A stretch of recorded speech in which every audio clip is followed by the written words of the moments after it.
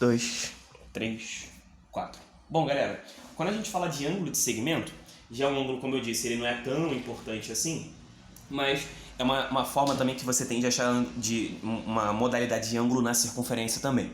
Ela é determinado sempre por uma corda, e aí lembrando, né, corda é sempre um segmento de uma reta secante, então por isso que eu coloquei aqui corda e entre aspas secante. E aí então o ângulo de segmento é sempre formado por uma corda e uma reta tangente, tá? Eu vou anotar isso aqui.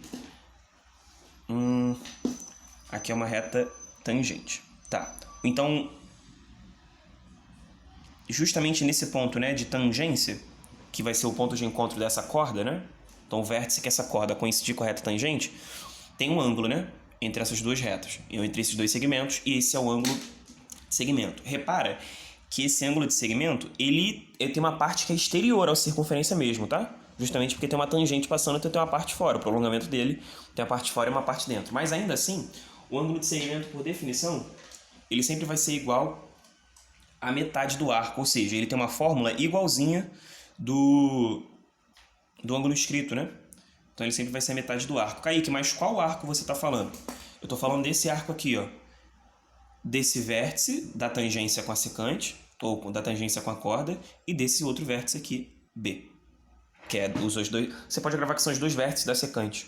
Então, o arco que os dois vértices da secante ou dois vértices da corda determina, esse arco, a metade dele é o ângulo de segmento, ou esse arco ele tem um dobro em ângulo, falando, né, do que esse ângulo aqui.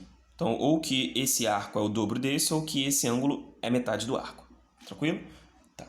Se você quiser, tem demonstração também na apostila. Essa aqui eu vou pular porque eu acho que senão a gente vai ficar muito tempo. E aí minha aula vai ficar grande, o Ayrton vai brigar comigo. O Ayrton briga com a gente. Tu tá achando que o Ayrton não briga? O Ayrton briga, pô. Tá maluco? Ó, se liga. O outro ângulo que eu também queria falar com vocês, uma outra modalidade, e ela vai até subdividir em duas, é o ângulo excêntrico. O ângulo excêntrico, por característica, é um ângulo em que ele tá fora do centro, tá? Por isso que é excêntrico, ele não tá no centro. Tudo bem? Bom, então, e o excêntrico, ele pode se dividir em excêntrico interno e excêntrico externo. Esse eu acho até que eu vou fazer uma rápida demonstração. Se liga aqui. Bom, então tá aí. Vamos lá no rascunho, né? Então aqui em cima tem a demonstração, é uma outra, eu fiz a questão de deixar aqui. E aí vamos lá. O ângulo excêntrico, como eu estava dizendo para vocês, é um ângulo que não está no centro, né? Justamente por isso o nome excêntrico. O excêntrico interno, que é o primeiro que eu vou falar, ele é determinado por duas cordas se cruzando, lembrando, fora do centro. Então eu vou fazer questão aqui de determinar esse centro e o encontro das cordas fora do centro, beleza? Bom, aí como esse ângulo aqui é igual a esse, né? Eu posso estar falando de qualquer um deles, eu vou falar desse aqui da direita. Então vamos lá, vou chamar esse arco aqui de ABCD. Tranquilo? Então são esses dois arcos. Como que a gente pode relacioná-los? Aí a demonstração se dá da seguinte maneira. Se a gente faz a união, aí você pode fazer essa demonstração tanto fazendo o segmento CB, que é o que eu vou fazer, ou fazendo o segmento DA. Vai funcionar nos dois. Porque eu digo que vai funcionar porque assim, se eu marco esse ângulo aqui, esse ângulo, galera, ele enxerga qual arco? Bom, esse ângulo ele seria o CD sobre 2, porque ele é um inscrito que enxerga o arco CD. Então, o ângulo B... quer ver? Vou colocar aqui fora. Ele valeria CD sobre 2. Assim, pela mesma mecânica que eu quero dizer, que esse ângulo aqui, ele valeria o quê? Bom, ele está, né, na circunferência, ele é inscrito, ele vai ser metade do arco que eu enxergo, o arco AB. Então, aqui, ó, ele vai valer metade do arco AB. Tudo bem? E aí, por aquela ideia do ângulo externo, por isso é que fiz questão de deixar aqui, o ângulo externo ele, né, é o prolongamento de um dos lados do triângulo, e o ângulo externo ele sempre é a soma dos não adjacentes, né, dos internos não adjacentes. Então esse θ, que é o ângulo excêntrico interno, né, interno porque está dentro da circunferência e excêntrico porque não está no centro, ele vai ser o quê? O somatório dos dois ângulos não adjacentes nesse triângulo CBO. Então no triângulo CBO, ou CB, enfim, outro ponto, mas esse ponto de E, já que é excêntrico, e aí fecha bonitinho. No triângulo CBE a gente sabe que, né, esse ângulo θ seria o externo desses dois, né, desse triângulo todo, então seria a soma desses dois. Então a gente chega na conclusão de que o θ ele vale esse ângulo aqui, que é CD, arco CD sobre 2, mais o arco AB sobre 2. E aí por isso que você tem então que o excêntrico, excêntrico interno sempre vai ser uma média aritmética dos arcos que ele determina. Né? Só mudei a ordem e coloquei numa fração só. Essa seria a demonstração.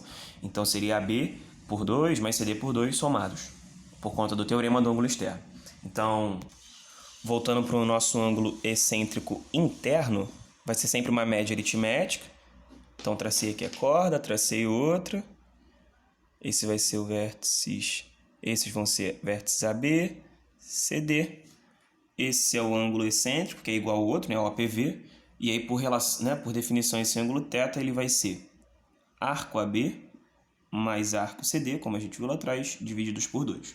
O excêntrico externo, ele vai ter uma formuleta que é muito parecida com a do excêntrico interno, só que subtração. Ao invés de você fazer AB mais CD, você vai fazer AB menos CD, tá?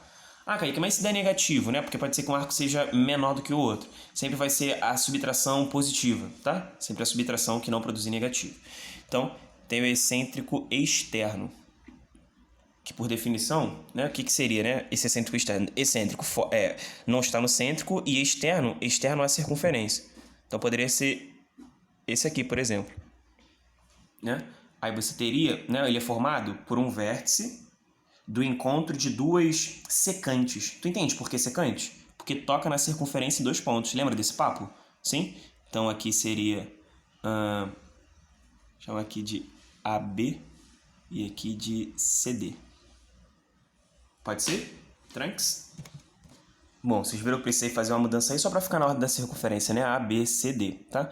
Então a gente estava falando desse ângulo aqui. Esse aqui é o excêntrico externo, beleza?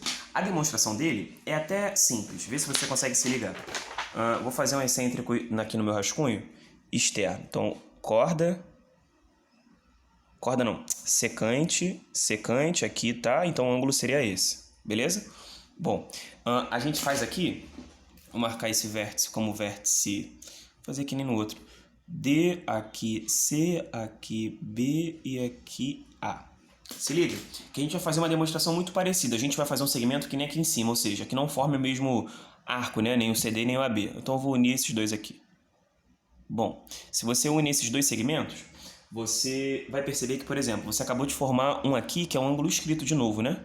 Esse ângulozinho, ó, esse ângulozinho aqui, ele vai ser CD sobre 2, tá? Então esse aqui é CD sobre 2. Já também formado, né, por conta desse segmento que a gente traçou, dei mole, né? Eu pintei de vermelho também. Vou fazer 2 traços aqui.